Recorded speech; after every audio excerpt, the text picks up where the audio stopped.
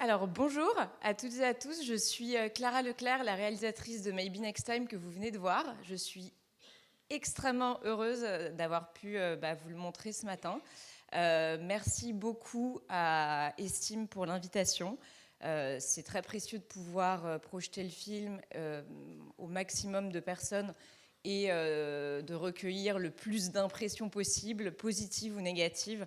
Donc après ma présentation, on va avoir un temps d'échange et n'hésitez pas à être le plus honnête possible et à partager aussi vos expériences parce que c'est ça qui finalement est le plus intéressant. Je me présente rapidement. Donc, Maybe Next Time, c'est le premier court-métrage que j'ai réalisé. J'ai une formation généraliste et théâtrale. Donc, en fait, j'ai fait des études à Sciences Po et en parallèle, j'ai fait beaucoup de mise en scène de théâtre avant de me lancer dans le cinéma, avec vraiment ce désir de traiter des sujets de société et particulièrement sur un axe autour des questions de l'égalité femmes-hommes.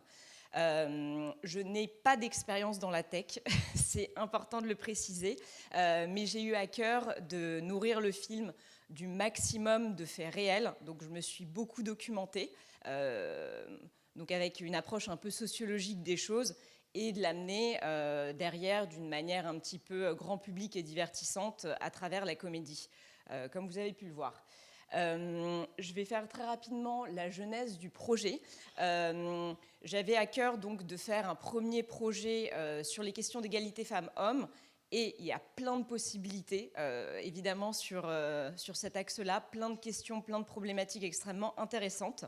Mais comme j'avais eu une double casquette en parallèle de mes expériences théâtrales, j'ai fait beaucoup de missions sur les questions d'égalité femmes-hommes qui m'ont permis de rencontrer des femmes de plein de secteurs différents, notamment à travers un fonds d'investissement dans lequel j'étais. Et donc, j'ai rencontré des femmes dans l'industrie, dans le BTP. Là, j'étais pas très surprise qu'elles soient très peu nombreuses, mais à un moment, j'ai eu l'occasion de rencontrer des dirigeants de la Silicon Valley.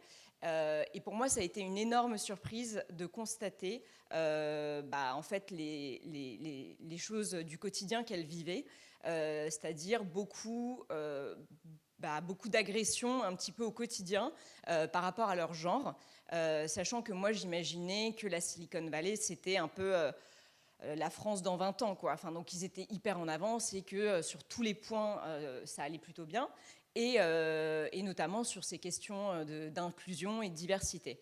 Et donc à partir de là, je me suis dit que si je l'ignorais, il y avait probablement plein de gens qui l'ignoraient. Et donc j'ai commencé à creuser le sujet et je me suis demandé où en était un peu l'état des lieux en France. Donc j'ai commencé à vouloir rencontrer des femmes dans le secteur, avec aussi en fait un double objectif qui était de trouver des financements pour faire le film, donc en fait des financements privés. Le chemin d'un financement public pour les courts-métrages est extrêmement long. En moyenne, ça met 2 ans et demi. Là, je voulais parler du sujet le plus vite possible, donc les financements privés étaient la meilleure option. Et donc, je me suis dit, en rencontrant des femmes, elles vont peut-être avoir des idées de financement privé. Et donc, c'est comme ça que j'ai pu réunir plusieurs sponsors et partenaires qui ont soutenu le film, dont vous pouvez voir ici quelques-uns. Il y a eu des partenaires qui ont été vraiment extrêmement clés pour les mises en relation, notamment le Cercle Interrel. On a eu la chance de tourner au CEA de Saclay. Donc vous avez pu voir plusieurs décors dans le film. Et vraiment, ça a été extrêmement précieux, ces soutiens. Un élément qui est intéressant, c'est que déjà dans la recherche de sponsors et de partenaires, j'ai pas du tout eu les mêmes réactions entre les dirigeants et les dirigeantes. C'est-à-dire, quand j'ai contacté déjà les sociétés pour dire que j'avais cette envie de faire ce film, j'ai eu, je pense, 90% des dirigeantes qui étaient emballées en me disant « mais c'est génial, faut parler de ce sujet, à ta dispo pour échanger », et vraiment des femmes très capées qui prenaient le temps de caler un rendez-vous d'une demi-heure, 1 heure avec moi pour parler de leur expérience, et c'était hyper appréciable. Et ce qui était drôle, c'est que j'ai eu beaucoup moins de témoignages d'hommes, et c'était pas faute d'aller les chercher. J'en ai eu quelques-uns, mais très peu, et surtout j'ai eu beaucoup de dirigeants qui m'ont dit « vous êtes bien sympa Clara, mais vous arrivez 10 ans en retard, maintenant ça va, nous, enfin, c'est bon, c'est réglé, il y a plein de femmes dans la tech, maintenant il faut arrêter, blablabla ». Et c'était intéressant de voir un peu cette différence de perception entre les femmes et les hommes, rien qu'à ce stade-là. Euh, et, euh, et ensuite, cette rencontre avec les femmes, ça a énormément influencé le scénario. C'est-à-dire qu'au début, je me disais, j'aimerais faire un film sur ce sujet-là, en faire une comédie. J'avais pas forcément le ton, mais au fur et à mesure des témoignages que j'ai pu recueillir, et de témoignages assez dingues en 2022 quand même, je me suis dit, ah oui, c'est quand même vraiment chaud, il y a quand même plusieurs choses à dire là-dessus, et ça a amené un peu le ton grinçant. Donc j'ai coécrit le scénario avec Matteo Lacapria qui interprète Émilien dans le film, et on a eu vraiment on a été extrêmement attentif d'amener vraiment ces éléments du réel et de les amener plutôt du côté comédie pour vraiment parler de ce sujet hyper important, mais de manière accessible et de manière un petit peu différente. Ce qui est aussi intéressant, c'est que dans les témoignages, il y en a eu plus de 40 que j'ai pu recueillir, c'était des profils extrêmement différents. J'ai eu la chance de pouvoir donc parler à des dirigeantes d'entreprises, des rôles modèles, avec des femmes voilà, qui ont connu 30 ans de carrière dans le secteur, mais aussi des jeunes étudiantes qui sortaient tout juste d'école d'ingénieurs et qui étaient dans leur stage de fin d'études. Et c'était intéressant de voir déjà la différence des perceptions et de voir aussi que malgré certains efforts qui sont mis en place, il y avait quand même pas mal de choses encore à changer, pas mal de mentalités à changer. Et voilà, en fait, ce qu'il faut savoir, c'est que vraiment, il y a certaines anecdotes qui étaient tellement grosses que j'ai pas pu les mettre, parce que ce qui est vrai dans la vie semblerait complètement inventé dans le film. Et donc, je me suis privée de beaucoup de choses complètement folles. On pourra revenir là-dessus plus tard, si ça vous intéresse. Et dans le processus d'échange et de témoignage, ce qui est intéressant, comme je ne suis pas journaliste, il y a vraiment une espèce de proximité qui se crée pendant l'échange, parce que en fait, les anecdotes sont reprises, mais de manière différente. C'est évidemment confidentiel ce qui reste entre nous, mais je m'appuie beaucoup aussi sur le ressenti, les sensations, et pour les transposer derrière dans le scénario. Donc ça a été un point extrêmement important. Là, vous pouvez voir plusieurs des rôles modèles derrière qui ont soutenu le projet, que vous connaissez peut-être. Donc Marie Éloi, Véronique Di Benedetto, Angélique Gérard et Caroline Ramade. Donc c'était extrêmement précieux d'avoir leur soutien aussi pour derrière faire vivre le film. Voilà, continuer à poser des questions une fois que le film était diffusé. Évidemment, au-delà des éléments que j'ai pu recevoir pendant les témoignages, il y a eu aussi toute une partie de data, d'analyse, de données, de où on en était. Donc les chiffres, il y avait beaucoup de chiffres à l'époque qui ont un petit peu évolué en mieux. Là, maintenant, il y aurait 27% des femmes dans les emplois du numérique en France, ce qui est en légère progression par rapport à 2022 quand j'ai fait le film. Donc c'est vrai que les choses évoluent dans le bon sens. Mais à ce moment-là, un des points qui m'avait beaucoup intéressé dans l'écriture du scénario, c'était le chiffre qui disait qu'il y avait une femme sur deux qui quittait la tête après 35 ans. C'est un chiffre qui est souvent repris d'ailleurs par Caroline Ramade pour montrer le vrai problème au-delà de l'attraction des talents et celui de la rétention des talents. Et ça a été un point vraiment extrêmement important que je voulais mettre en exergue dans le cours, où on voit finalement cette société complètement lunaire, où ils ont ce désir d'attirer des femmes dans la tech, mais en fait, avec leur comportement complètement aberrant, ils vont faire fuir la seule qui est là. Et c'est une vraie problématique parce que finalement, dans les témoignages que je recevais, là où il y avait le moins de femmes, c'est assez logique, mais moins il y avait de femmes, moins elles étaient à l'aise à plein d'égards. Et donc, en fait, il y a cette espèce de cercle vicieux qui peut se créer dans beaucoup d'entreprises. Donc ça a été un point très important. Et toutes les questions également de comment les jeunes filles sont encouragées ou non à faire des études scientifiques ou d'aller vers des métiers d'ingénieur. Ça aussi est un point important dans l'écriture du scénario.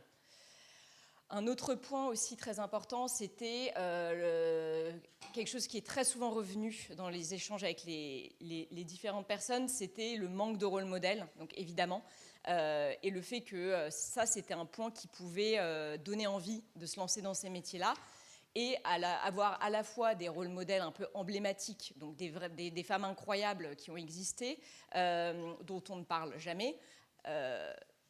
Très bêtement, moi, je ne connaissais pas Hedy Lamarr. Je connaissais évidemment l'actrice, mais je ne savais pas ce qu'elle avait fait. Et donc, c'est pendant un échange que j'ai appris ça et je me disais, ah ouais, c'est complètement fou. On ne parle jamais d'elle, en effet. Donc maintenant, on en parle de plus en plus, heureusement. Mais c'est vrai que c'était un point important. Et il y avait aussi ce point sur lequel beaucoup insistaient en disant, oui, c'est très bien d'avoir des Sheryl Sandberg ou d'avoir des femmes incroyables dont on nous parle, mais en fait, ce n'est pas forcément des rôles modèles auxquels nous, on peut s'identifier. En fait, elles sont too big pour que moi, j'arrive à me dire, je peux être Sheryl Sandberg. Donc aussi ce désir de mettre en avant des rôles modèles plus accessibles pour que derrière, on se dise, oui, en fait, c'est tout à fait à ma portée et je peux me lancer là-dedans. Un autre point également très important, dans le choix du scénario, vous l'avez vu, il y a eu ce choix de parler comment donner envie, les publicités. Et les publicités, évidemment, c'est un des vecteurs de sexisme les plus fieux. On sait toutes et toutes que dans les publicités, il y a quand même une représentation de la femme qui est extrêmement problématique. C'est tout le travail que fait Pépites Sexistes, que vous connaissez peut-être. Sinon, allez vraiment les suivre sur Instagram, c'est extrêmement intéressant. Elles montrent encore aujourd'hui des pubs complètement hallucinantes qui continuent à être faites, où en fait, pour vendre des objets, sans raison, on met des corps de femmes dénudées, on sexualise la femme, sans rapport aucun avec l'objet de base à vendre.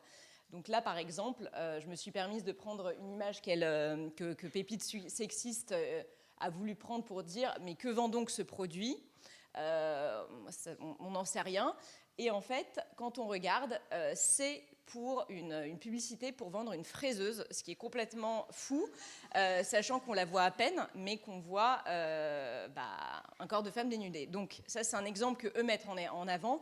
Et ça, c'était vraiment un désir de montrer cette hypersexualisation constante, donc qui là est évidemment poussée par Émilien à fond, avec cette envie toujours de mettre des femmes dans des situations complètement improbables. Pépites Sexistes aussi, il s'engage donc sur la partie publicité, sexualisation des femmes dans la publicité, stéréotypes de genre, et elle parle beaucoup de la question de la taxe rose, et elles en parlaient beaucoup sur la question notamment des ordinateurs, ou alors pour tout ce qui est tech et science, le fait qu'à chaque fois, c'est le petit génie, le petit scientifique. Enfin, c'est toujours extrêmement genré pour les jouets, pour aller bien plus vers les garçons que vers les filles. Un autre point qui a été intéressant dans le processus, ça a été le rapport de l'Observatoire des images. Donc je me suis intéressée à spécifiquement comment les femmes scientifiques sont portrayées en général dans les films ou dans les séries. Et sans surprise, les femmes ne sont pas du tout scientifiques déjà aussi présentes qu'elles devraient l'être. Alors il y en a moins que d'hommes statistiquement, mais en fait elles sont quasiment absentes dans les films. Et lorsqu'elles existent, alors il y a deux options. Soit elles sont très sexualisées, sans trop de raison, soit elles sont au contraire hyper masculinisées et elles ont un peu la figure du geek homme, version féminin. Donc par exemple, il y a le personnage de Christmas Jones dans James Bond, Le monde ne suffit pas, donc qui est interprété par Denise Richards, qui a toujours des tenues complètement improbables, contrairement aux scientifiques hommes dans les James Bond qui ont des tenues bien sûr tout à fait classiques. Donc ça, c'était un point important. Il y avait aussi l'exemple de Scooby-Doo qui était intéressant et que le rapport de l'Observatoire des images mettait en avant sur le fait que Vera, qui est donc l'ingénieuse du groupe, n'avait pas les attributs de beauté standard et qui était toujours un peu dans des situations loufoques. Elle était gauche, elle était un peu à l'ouest.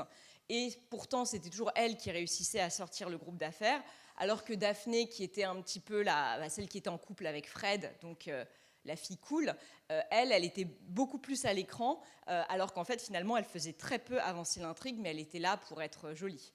Donc ça, c'était aussi un point intéressant. Et ensuite, il y a le personnage de 24 heures chrono qui, à l'inverse, est une espèce de stéréotype de la geek très froide, un peu avec des difficultés sociales, qui s'habille de manière assez marquée. Donc tout ça, c'était des points que je souhaitais mettre en avant, bien sûr, sur la façon dont on imagine les scientifiques, l'impact que ça a derrière sur les représentations. Et donc, évidemment, avec la séquence, par exemple, des Totalitech, qui, évidemment, les Totally Spies sont un exemple pareil de pourquoi les Totally Spies. Mais ça a été voilà, une vraie inspiration pour la séquence des Totalitech. Ensuite, ce que je voulais mettre en avant dans le scénario, c'était plusieurs concepts féministes qui apparaissent de manière, voilà, un petit peu qui saupoudrent un peu le tout à plusieurs moments pour un peu montrer ce que ça fait. Là, le fait, c'est un court-métrage, donc en fait, c'est très condensé, ce qui peut donner le côté caricatural très poussé, mais volontaire.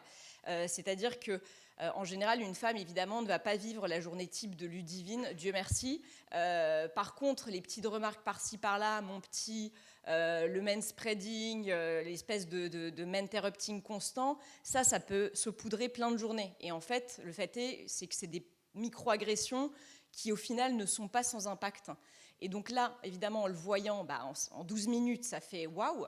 Mais en fait, c'était évidemment l'effet souhaité pour interroger, parce qu'il y a beaucoup de ces comportements qui ne sont pas forcément perçus par les personnes qui peuvent les perpétrer, et évidemment qui n'ont absolument pas envie d'avoir ce type de comportement. Et donc ça, c'était un moyen derrière de les pousser un peu à s'interroger. Donc évidemment, le début du film, c'est donc Pierre Aimé qui décide de faire une campagne pour donner envie aux jeunes femmes de se lancer dans les métiers de la tech, mais pas du tout parce qu'il pense que c'est important, la mixité, pas du tout parce que c'est un biais de performance, mais tout simplement parce que ça va leur poser des problèmes avec leur politique RSE et les actionnaires. Donc ça, c'était vraiment l'idée de montrer un petit peu le cynisme de certaines entreprises, du pinkwashing qu'on voit de plus en plus depuis quelques temps, avec des entreprises qui veulent surfer vraiment sur la vague du féminisme, qui maintenant est un vrai argument commercial. Ça ne l'était pas il y a une dizaine d'années, mais aujourd'hui, il faut l'être. Donc ça, c'était un point vraiment que je souhaitais mettre en avant. Le deuxième point très très important, c'était le concept de Boys Club. Le Boys Club, vous connaissez, vous en avez très certainement déjà entendu parler, c'est cette espèce de réseau informel, généralement exclusivement masculin, dont les membres, généralement des hommes blancs, sont choisis par cooptation et s'entraident entre eux, et en fait, c'est extrêmement difficile de se sentir intégré dans ce groupe si on n'est pas comme eux. Et ça, c'était une vraie volonté de montrer ça, parce que dans la tech, c'est très présent, c'est très repris. Ça a été quelque chose que j'ai beaucoup entendu justement dans les témoignages, ce truc de se sentir toujours entouré par une bande de mecs, et cette espèce de complicité qui peut régner entre eux, et qui fait que du coup, forcément, on se sent un petit peu à l'écart. Dans la tech, il y a un livre d'Emily Chang qui s'appelle Brotopia. Donc c'est vraiment cette espèce de culture bro, de mecs qui vient un peu des collèges américains, où elle explique l'impact que ça a. C'est un impact non seulement pour l'accès à ce secteur, mais ça a aussi un impact sur l'évolution. C'est un impact sur l'accès parce que, en général, les financeurs, par exemple, de fonds capital risque sont généralement des hommes, et évidemment derrière il y a cette espèce de reproduction de biais cognitifs qui font qu'ils vont être plus enclins à investir dans une société dirigée par quelqu'un qui leur ressemble. Donc ça fait que nécessairement il y a derrière une reproduction qui se fait, et elle parle ensuite du deuxième point, qui est que ça a un impact sur l'évolution. Et ça, c'est hyper intéressant de voir que ça a un impact en fait sur le réseautage, sur la façon de faire du networking, et que elle prend l'exemple dans la Silicon Valley des soirées en fait, où donc c'est des soirées organisées. Donc en fait c'est très important d'être présent à ces soirées pour évoluer dans la boîte. Sauf que elle dit dans ces soirées il y a un moment où il faut aller au jacuzzi et boire des bières, et en fait il y a plein de femmes qui se sentent pas forcément à l'aise d'être avec leur boss ou leurs collègues en maillot dans un jacuzzi, et que derrière ça leur coupe plein d'opportunités. Donc c'est très intéressant de voir qu'il y a ce côté où en fait ça a un impact aussi anodin que ça puisse paraître. Angélique Gérard notamment a aussi beaucoup parlé de cet effet de bière post-journée. Alors c'est pas du tout la bière en tant que telle le problème, mais c'est cette espèce de truc qui fait que elle a évolué beaucoup dans des entreprises extrêmement masculines, mais qu'elle ne se sentait pas forcément à l'aise derrière d'aller passer un after work où elle allait être la seule femme, et qu'en fait ça a forcément un impact beaucoup plus important que ce qu'on pourrait imaginer. Un autre point, c'est le mansplaining, grand classique, qui vient du coup du livre Ces hommes qui veulent m'expliquer la vie de Rebecca Solnit en 2008. Elle a en fait lancé ce concept en racontant une anecdote d'elle à un dîner mondain où elle se retrouve face à un homme âgé qui commence à lui parler d'un livre et à lui expliquer un livre, et en fait elle était l'autrice du livre. Et elle était justement dans cette espèce d'aberration en tant que femme, on peut se retrouver dans des situations où on est sous-estimé, où on se voit expliquer des choses évidentes, et donc dans des situations complètement loufoques. Ici, évidemment, ça apparaît beaucoup avec ces petits surnoms, cette espèce de façon extrêmement condescendante. C'est ça qui fait vendre ma Lulu. Je sais mieux que toi comment on lance une campagne. Je sais mieux que toi ce que veulent entendre les femmes, ce qui peut leur donner envie, ce qui est aussi intéressant. Mais c'était un point que vous avez pu voir très, très marqué. Un autre point, c'était le manspreading, la suroccupation de l'espace public, qui est un point intéressant aussi sur le fait, pareil, que inconsciemment, on peut se retrouver dans des situations où les hommes prennent beaucoup de place et n'hésitent pas à occuper pleinement l'espace. Donc le manspreading, ça vient pareil, c'est un néologisme qui a été créé en 2015 par des utilisatrices du métro à New York, où elles constataient quand même qu'il y avait beaucoup de voyageurs qui ne respectaient pas forcément les règles de bien vivre ensemble. Et elles ont commencé un peu à publier des photos où on voyait des personnes recroquevillées avec des hommes qui prenaient beaucoup de place. Et depuis, c'est un concept dont vous avez certainement entendu parler, qui interroge sur les raisons de cette espèce d'occupation de l'espace public. Il y a beaucoup d'interprétations. Certains disent qu'il y aurait des raisons physionomiques à voir pour le fait que les hommes auraient besoin de prendre plus de place. Je ne vais pas rentrer dans les détails, mais bon.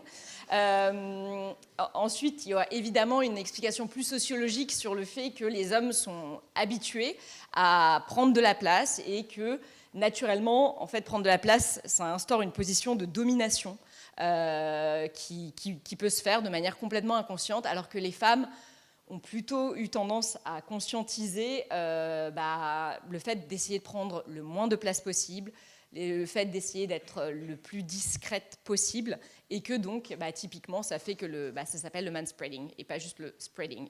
Voilà.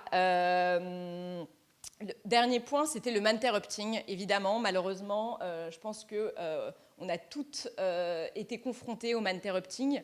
Ça, c'est quelque chose qui est aussi beaucoup revenu dans mes échanges, dans la collecte de témoignages, cette espèce d'interruption constante de la pensée pour les femmes quand elles se retrouvent en réunion. Et donc, il y a cette espèce de monopolisation parfois du temps de parole par les hommes en réunion, avec ces chiffres qui viennent d'une étude britannique de 2022 qui montrent que les hommes captent 75% du temps de parole en réunion, et qu'ils ont tendance à interrompre 23% de fois de plus une femme plutôt qu'un autre collègue masculin. Donc ça, c'était un point évidemment à mettre en avant. Ça fait depuis janvier 2023 que j'organise des projections du film. Comme je le disais en introduction, c'est très riche, parce qu'en fait, je pourrais faire un Maybe Next Time 2 quelque part, parce que ça continue à alimenter beaucoup de choses à tous les niveaux, sur les réactions notamment. Et c'est vrai que les réactions du film sont nombreuses, tant mieux, et elles ne sont pas du tout en général pareilles entre les femmes et les hommes. Ça aussi c'est intéressant. Généralement les femmes trouvent qu'il y a beaucoup de réalité, ou en tout cas peuvent retrouver certaines situations qu'elles ont vécues d'une manière ou d'une autre en ayant conscience que c'est de la comédie. Parfois certaines femmes me disent ouais, en fait c'est pas si poussé que ça le trait, alors que des hommes disent mais c'est hallucinant, enfin ça n'a rien à voir, c'est caricatural. Et donc en fait il y a parfois des hommes qui peuvent se sentir agressés. Évidemment c'était pas le but du film, mais c'est quelque chose qui peut arriver. C'est volontairement caricatural, mais ça a justement pour but d'interroger. Un point aussi, une des réactions intéressantes et de la différence entre la compréhension des choses entre les femmes et les hommes, c'est les réactions sur les personnages principaux, qui en disent aussi beaucoup, selon moi, sur beaucoup de choses. Régulièrement, les femmes ont plus tendance évidemment à s'identifier au personnage de Ludivine, à se retrouver comprendre cette espèce de situation. On est dans une situation très inconfortable, mais en fait on ne réagit pas, sachant que les hommes sont là, non mais elle est complètement teubée, pourquoi elle ne réagit pas, sauf qu'en fait c'est pas aussi simple que ça. Donc ça c'est un premier point. Et ensuite c'est la véhémence que peut provoquer le personnage de Ludivine chez certains hommes.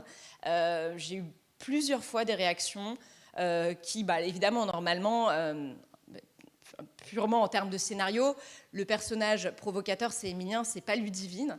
Mais parfois, c'est l'effet inverse qui se passe. Et j'ai donc des hommes qui me disent « j'avais envie de la claquer, Ludivine, là, avec sa voix ». Et c'est hyper intéressant sur ce que ça raconte, parce que ça raconte beaucoup de choses. Donc voilà, j'ai eu donc l'occasion de faire des projections au sein d'institutions, dans beaucoup d'entreprises, donc des sièges de grands groupes, des sièges de PME et d'ETI. Et derrière, toujours la question, c'est qu'est-ce qu'on fait du coup dans ces situations-là? Et un petit peu, ce qui revient vraiment de manière fréquente, c'est que c'est pas toujours facile de réagir quand on est dans la position de Ludivine, mais en fait c'est beaucoup plus simple de réagir quand on voit quelqu'un dans la position de Ludivine, et que ne plus laisser passer ses réflexions qui sont souvent des blagues, comme on le voit là, en fait, c'est vraiment ça qui peut avoir un impact. Mais j'imagine que vous avez toutes et tous beaucoup plus d'expérience du réel que moi. Et moi, c'est que des témoignages que j'ai reçus, donc je serais très contente d'avoir vos témoignages, si vous avez vécu des situations similaires ou pas. Et si vous avez des questions sur le film, voilà, donc n'hésitez pas.